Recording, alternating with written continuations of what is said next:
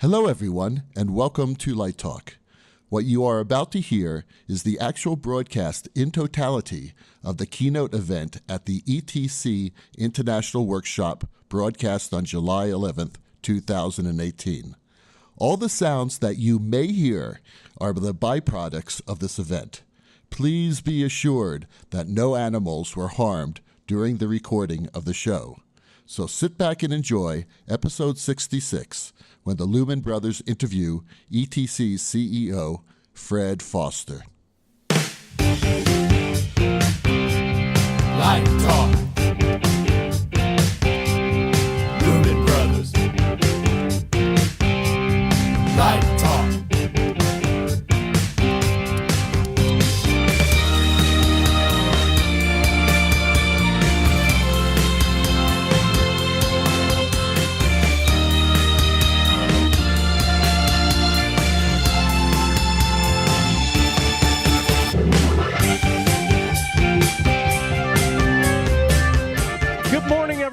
Welcome to the first official day of Workshop 2018. I'm David Linscomb, Vice President of Marketing at ETC, and this morning we have a very special event. We are very happy to have a podcast going out live from ETC here, a podcast really about lighting culture. It started with a guy who wanted to buy moving lights, who asked another guy who had some moving lights, and somehow it ended up as a top 10 podcast in the world. Over 4,000 downloads a month, reaching 79 countries. The Lumen Brothers. Does this make me an honorary Lumen Brother? Absolutely. Yeah, absolutely. Okay. So I'm going to start the way we usually start it. This is Stan, and I'm broadcasting from ETC's very state-of-the-art room at the Hilton Monona Terrace in beautiful downtown Madison, Wisconsin. And I'm Steve, normally in Dallas, but here I am in Madison, Wisconsin. And this is David, broadcasting from my mountain chateau, very high up in the Rockies in Central City, Colorado. And we are the Lumen Brothers! We are.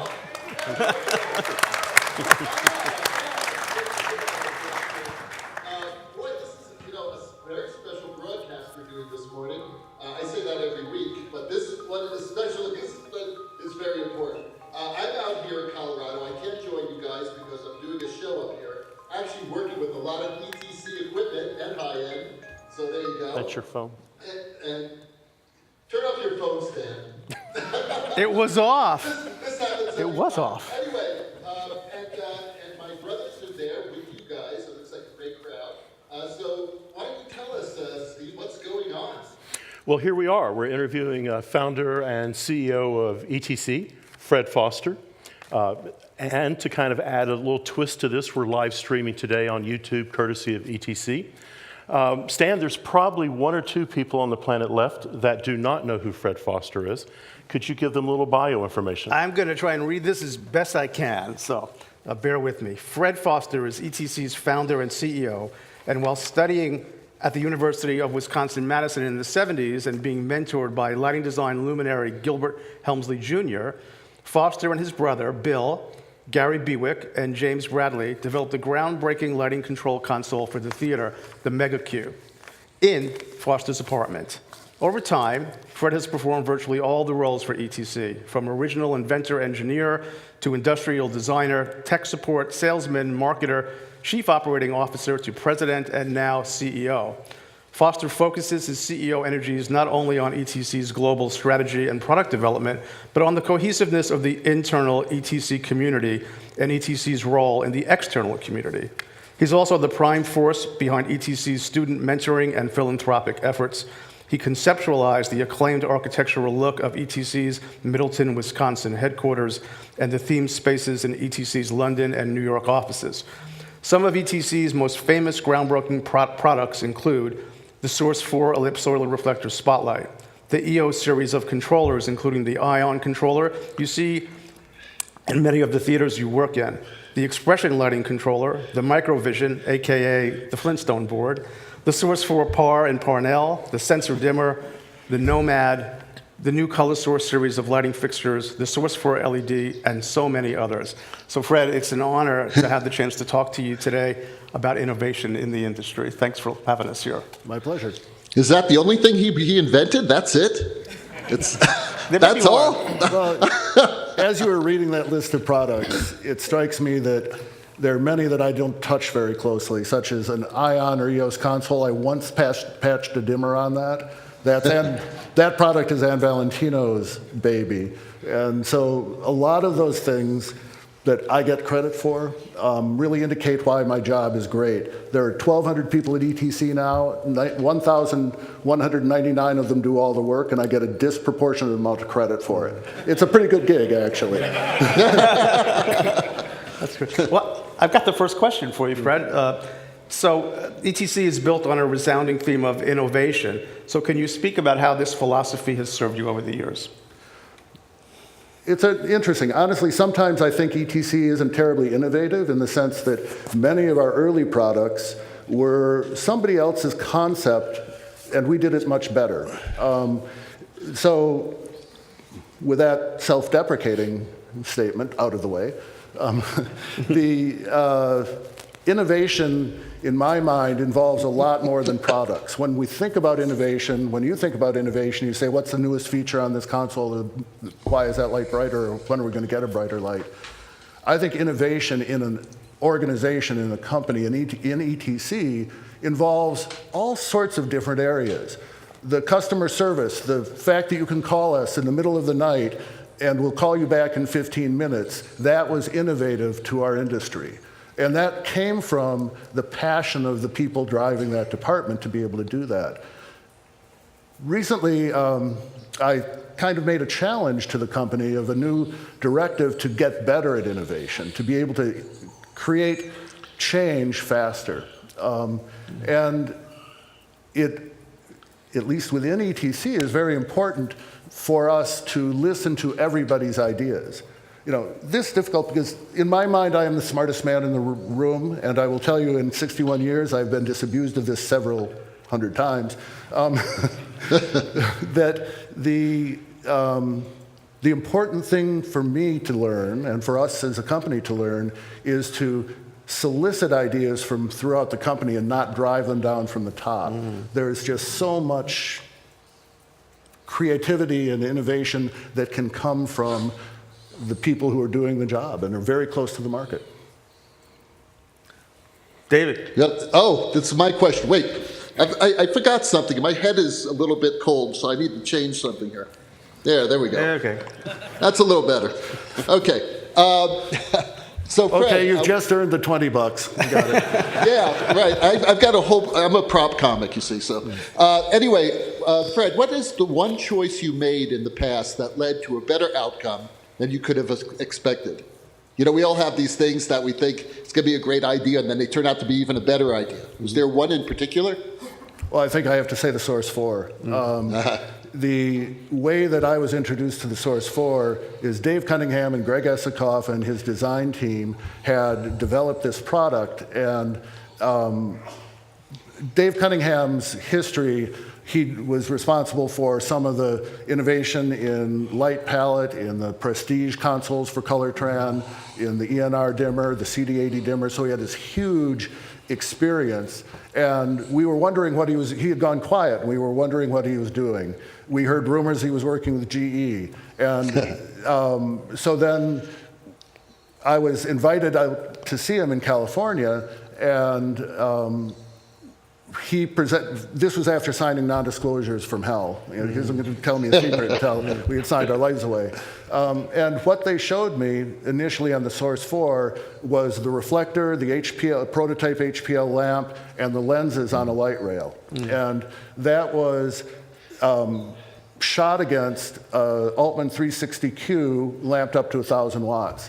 So this is a 575 watt lamp, and the thing that two things really sold me on it. Finally, after the demonstration, the first thing I did is put the shutters together, and there was no flare. That's better than the average LECO.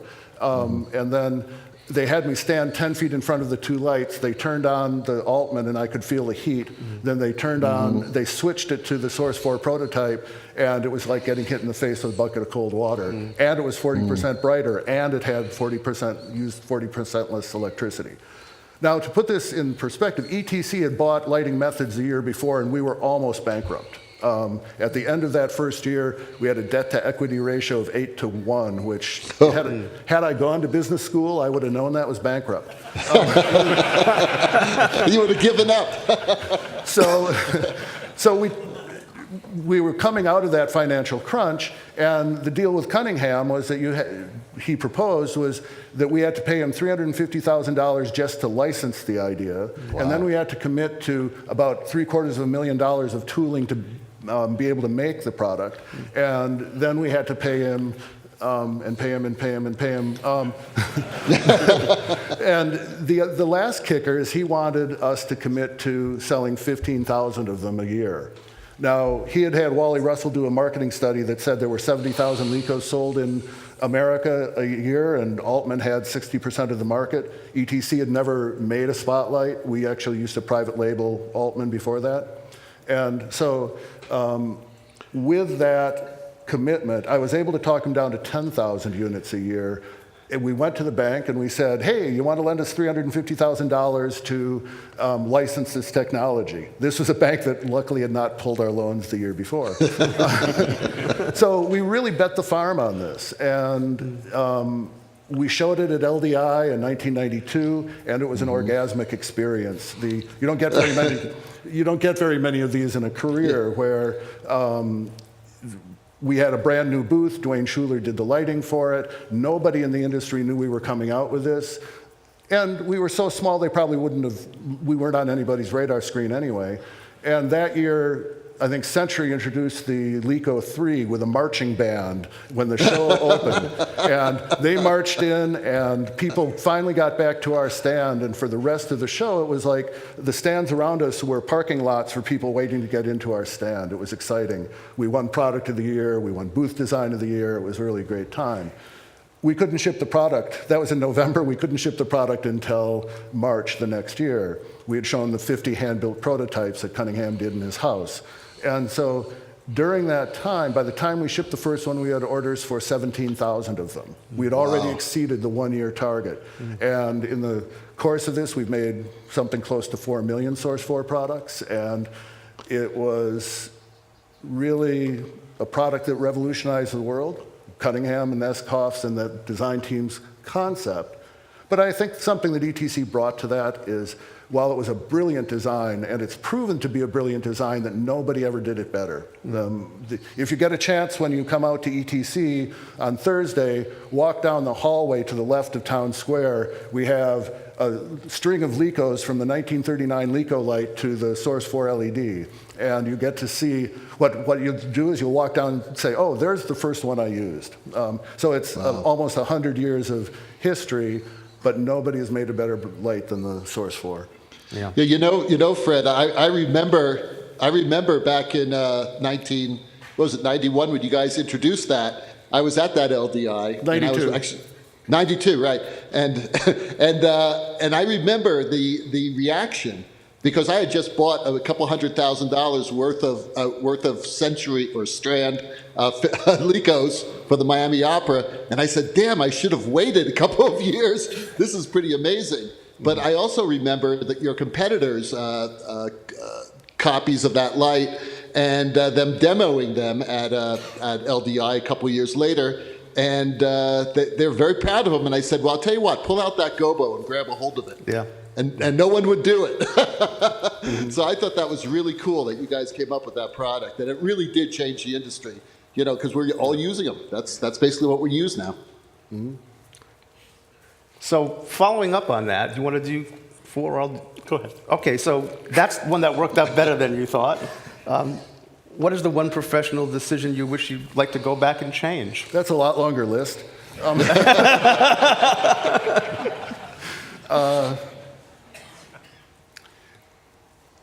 It's hard to see that. I mean, I can look at ideas that I drove through the company that didn't work, but nothing even the biggest failures I can think of gave us something else. We got something out of it.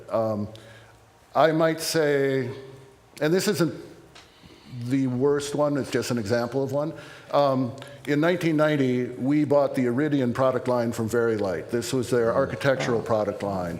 And we thought this was really cool. And my ego was really tied up on this, buying a piece of Varilite, right? Because at that point, I felt that Varilite was an amazing company. I used to say that if we didn't have the best people, which is what I always say about ETC, Varilite had them. And so I was very enamored with this deal. It turns out that it was the idea of putting that generation of mechanical moving lights in an architectural setting was a flawed idea. However, what we got from that, and this is why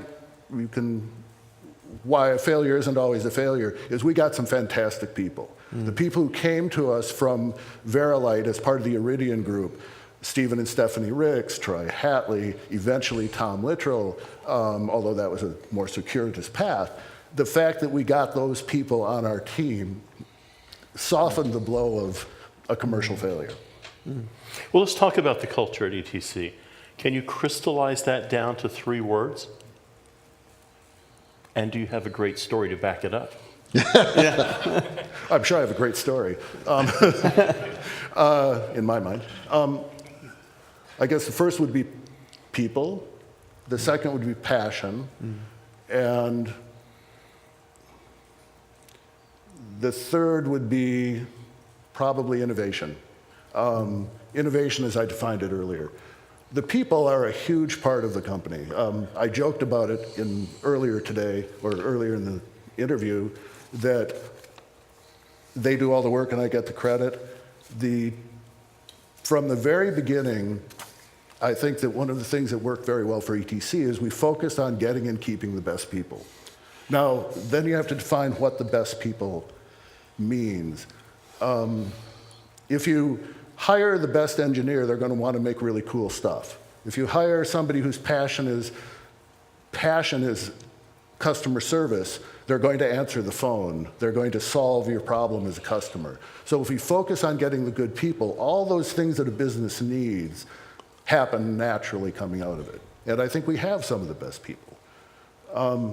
Passion is part of that. I think something that you will, if you think about the people you talk to at ETC, you deal with at ETC, most of those people have our backgrounds in production. We've been in theaters. We've been there at half hour when the lights are blinking, and we know you can have half an hour to troubleshoot it. You can hold the house for 3, maybe 8 minutes, but then you strip and cover with front lights and turn the work lights on.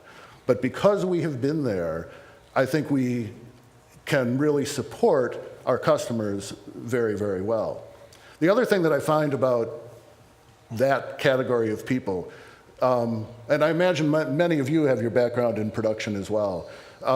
By the time you get out of school or you start working professionally, it's really exciting. You travel the world, you stay in hotels, and you hit 30 years old and say, boy, I really want a real life. And by the time somebody comes off the road, they can do anything logistically because they've moved too much crap in too few trucks in too little time. They can deal with prima donna engineers because they've dealt with talent. They can deal with...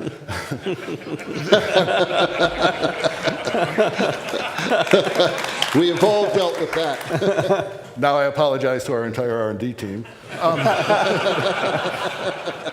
And they can deal with labor because they've dealt with the unions, but what you have coming off the road, you cannot be taught, you're never taught in business school, and that's, as trite as it sounds, that the show must go on. That you know you have to make it. If the paint isn't dry, you tell the actors not to touch it, and you open. They're going to lean on it anyway.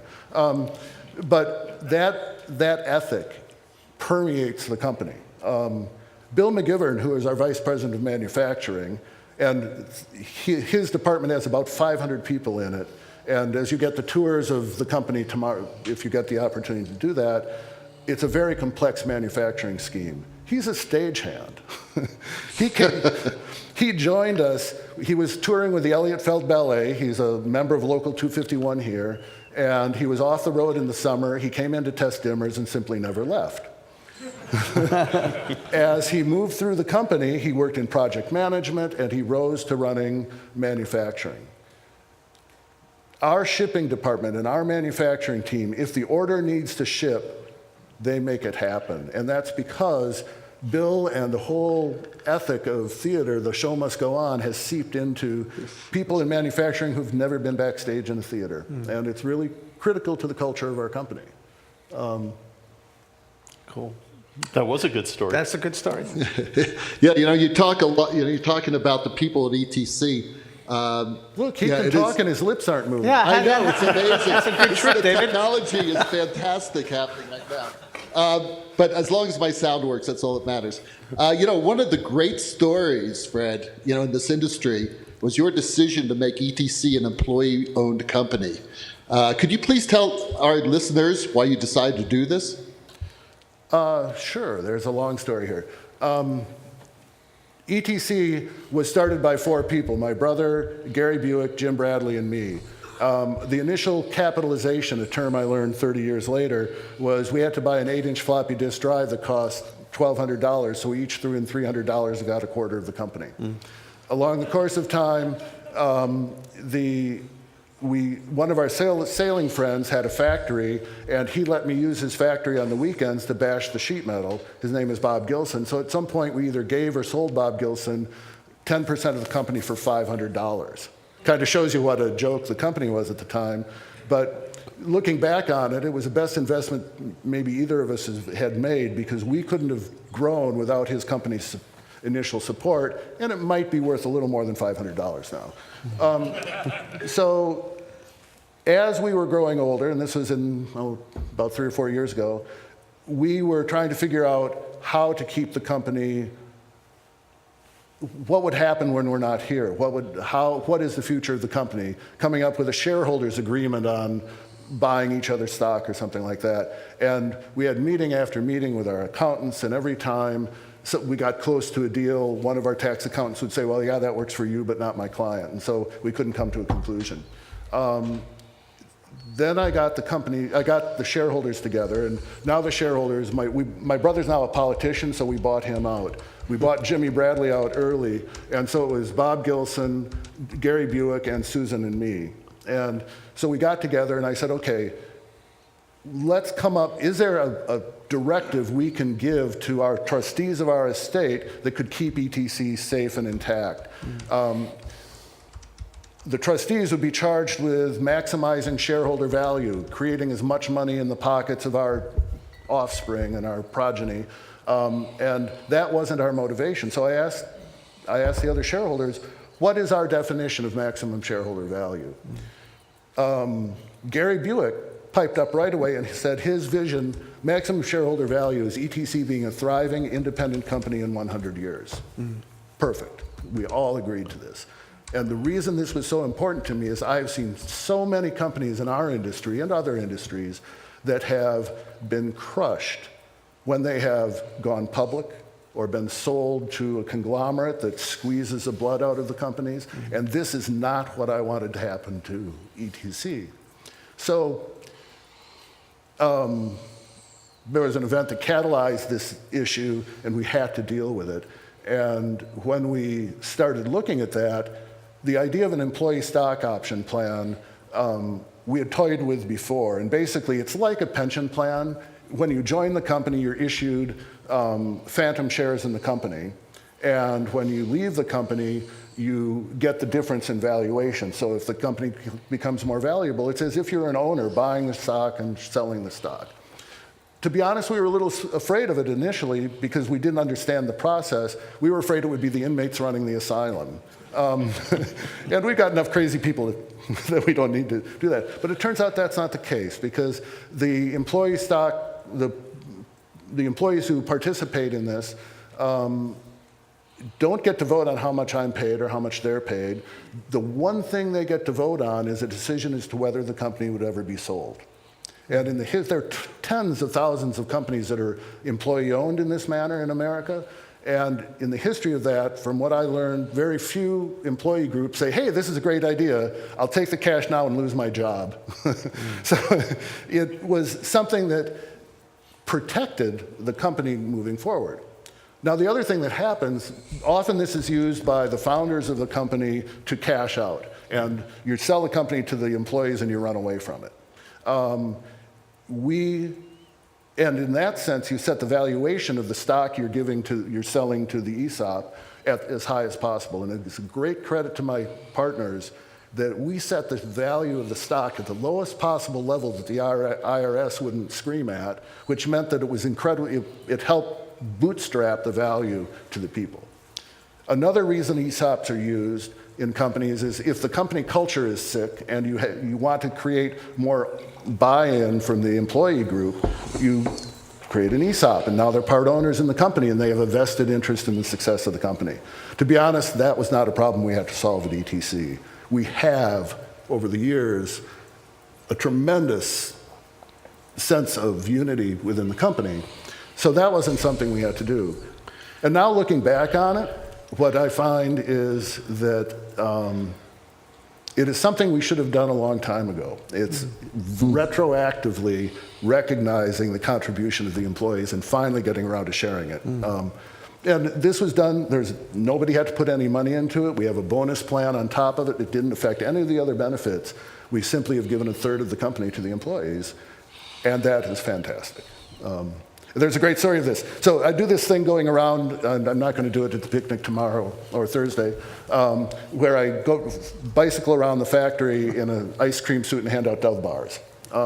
So I was doing this maybe shortly after the ESOP was announced, and I came up to one area in manufacturing, and people came out, they heard the bells ringing, they came out, this kind of a Pavlovian response now.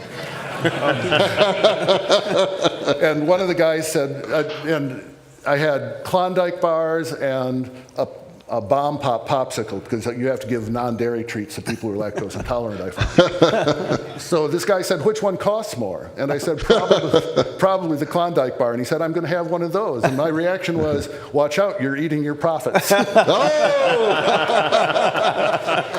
So somebody else in the crowd said, well, Fred, have you always felt that way? And I said, pretty much. That's a good businessman right there. It's a great story. Well, this year, ETC purchased high-end systems. So maybe tell us about that marriage of the two companies and how that's going to break new ground in innovation. First of all, we're still in the honeymoon phase, and it's a lot of fun. We hope that continues, and it will continue. The story of ETC and high-end possibly joining forces goes back to about 1991, where we got very close. We danced, at that point, High-End Systems was started by Lowell Fowler and Richard Bellevue and Bob Schackerl, and at some point they got in a patent battle with Varilite. Both companies spent way too much money on it. High-End got venture capital into it, and the venture capitalists wanted out. And so we got to the final stages of the dance, and it just didn't make sense, and we stepped back and said, I'm sorry, we can't do this. They eventually, and that was 1991, and about 1998, Generation Partners sold the company to Barco.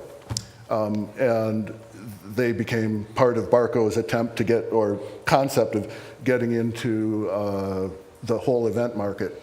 When we looked at High-End the first time, it was a very big, thriving company. When we looked at it the second time, and we did look at it at that, 8 years later, it was still a vibrant company, but had been squeezed a little bit by the venture capitalists. And then in 1996, we were approached again by Barco saying, hey, you want to buy this company? And we looked at it, and it almost made sense again.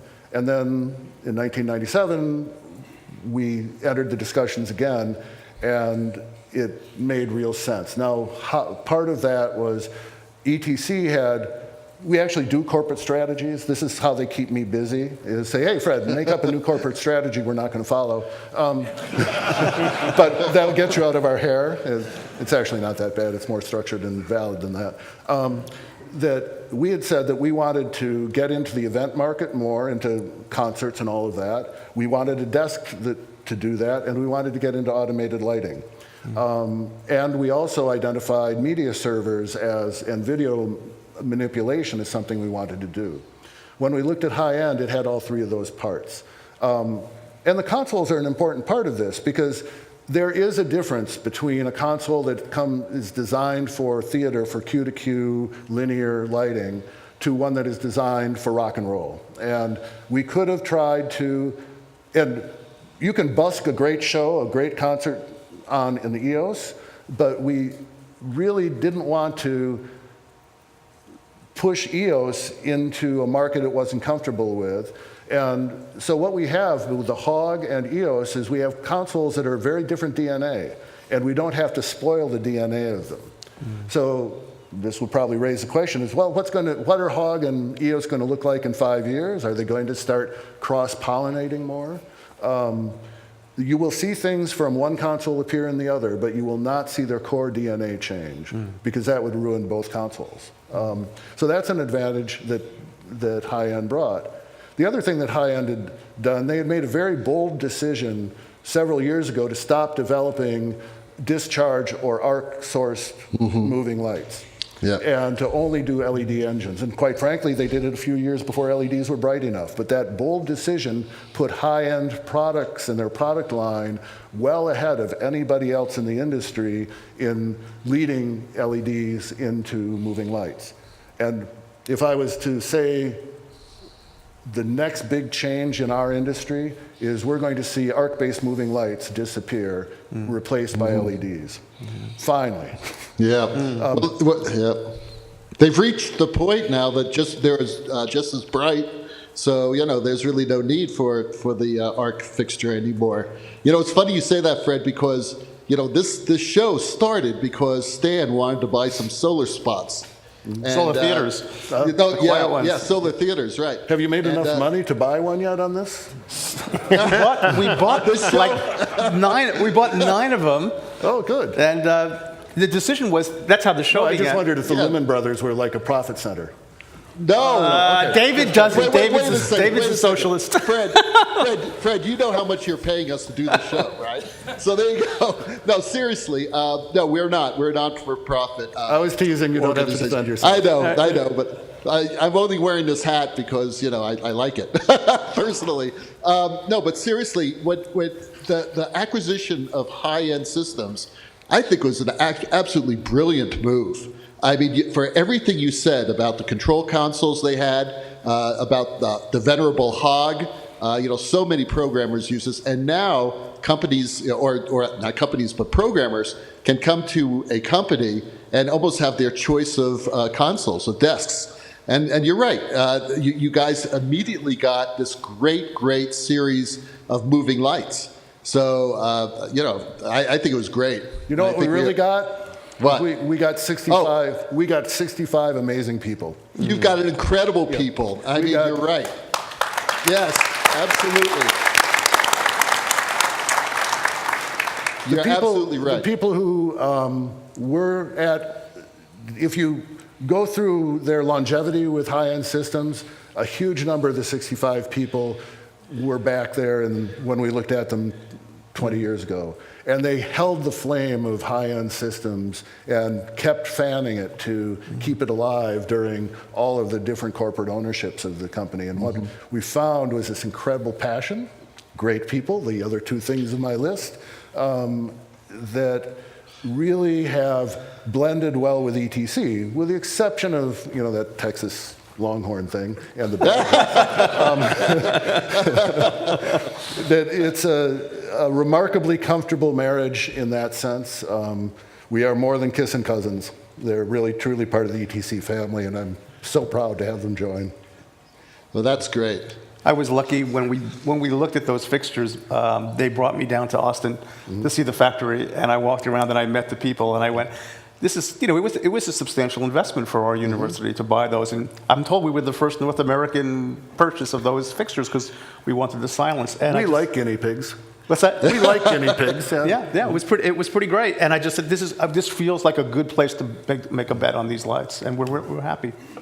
And what I talked about what is going to drive the change to LEDs is that if you deal with discharge lamps, in 300 hours, they change color. Yeah. And from, if you're a hire company, a rental company, you have a demanding customer, you have to either re-lamp every time or sort your fixtures by color, temperature, whatever you need to do to satisfy it. If you're a lighting designer or a programmer and you have a mix of what is ostensibly white light, you have to color tune every fixture.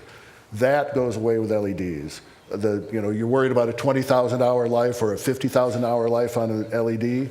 Over that time, it won't substantially change color, noticeably change color, but 20,000 hours in a moving light is longer than the motors are going to last. Yep.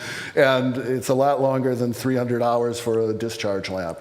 And this is what's finally going to encourage the hire companies to get rid of the Mac 2000s. Why would, they're happy to rent Mac 2000s. They paid for them in the first year, and they're just making a lot of money off of it. But they're not as good a tool as an LED-based light. And I think that's really going to create a sea change in that industry. And that's for the LED moving lights that have white light engine and dichroic filters. You might see something interesting tonight that shows what can happen if you do additive color mixing in a light that might move. Wow. Now, I can't, wait, I'm not going to see this. I'm really looking for, you guys have to tell me what happens, all right? It's black, it's about this big. That's a bold color choice, Fred, bold. I've got one last question for you. The thing I've noticed about ETC over the years that sets it apart from everyone else, and I was wondering why you went this way and the investment you've made. You've made a huge investment in education. Yes. You have made a difference in a lot of students' lives. You bring them to ETC, you have training sessions. When did that start with you? When did you decide this is something that's going to be the culture? It came from a conversation, and I remember the conversation.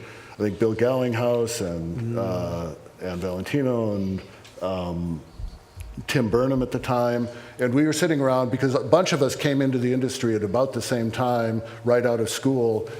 In my case, I didn't finish that school part. And we came in and we were lamenting, where are the kids with fire in the belly? Where are the kids who had the passion that we had? And Tim Burnham actually solved this problem, or explained it. He said, I think I know what the problem is, and it's us. And he asked us all to think of somebody we would consider a mentor, who really encouraged us to individually move into the industry. And we all pictured somebody in our mind. And he said, now I bet that person isn't 10 years older than you. I bet they're 20 years older or more. And to a person, we said yes. And his premise was this: if you are trying to get 20-year-old kids into the business and you're 30 years old, you're not established enough in your career to think you can mentor them, and you look at them as your competition.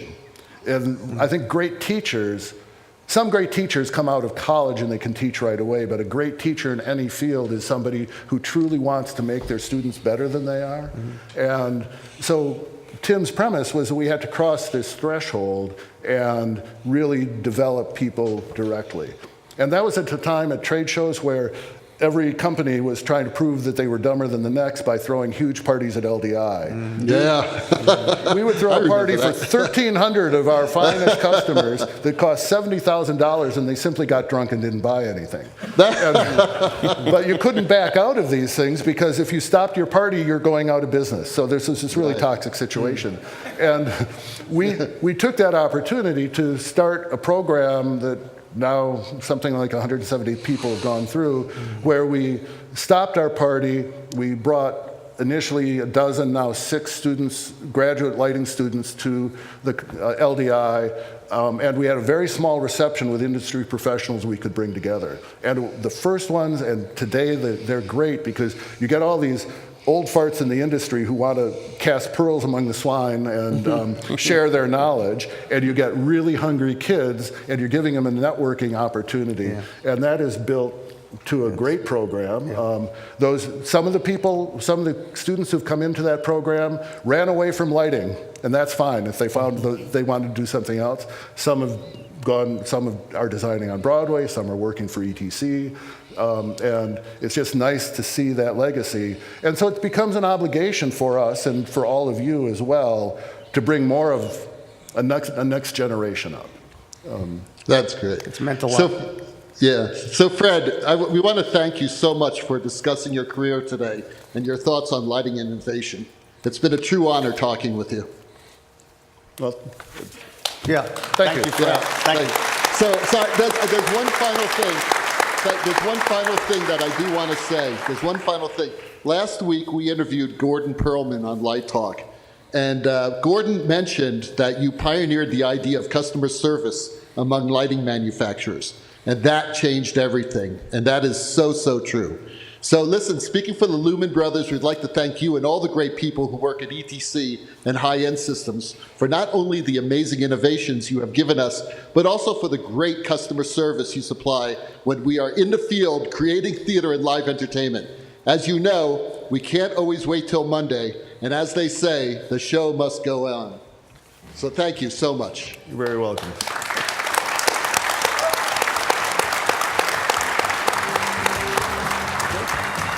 Well, that Hammond organ solo tells us that once again you've spent a precious 55 minutes of your life listening to Light Talk with the Lumen Brothers. We have been broadcasting from ETC's campus in Madison, Wisconsin. We would like to thank Fred for your time, insight, and great stories, and all the great people here at ETC and High-End Systems who have been so kind and welcoming to the Lumen Brothers.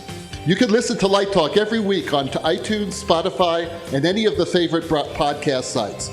And don't forget to join Light Talk on Facebook so that you can post your questions and comments. We got a lot out of one baseball cap there. Do you share that? Do you like pass it around to each other? Or can I get you each one? Oh, okay. David? Thanks very much, guys. That was great. Thank all of you for joining us, and it's time to move forward. First day of workshop. Have a great day, and we'll see you this evening for the Majestic Live. Thank you.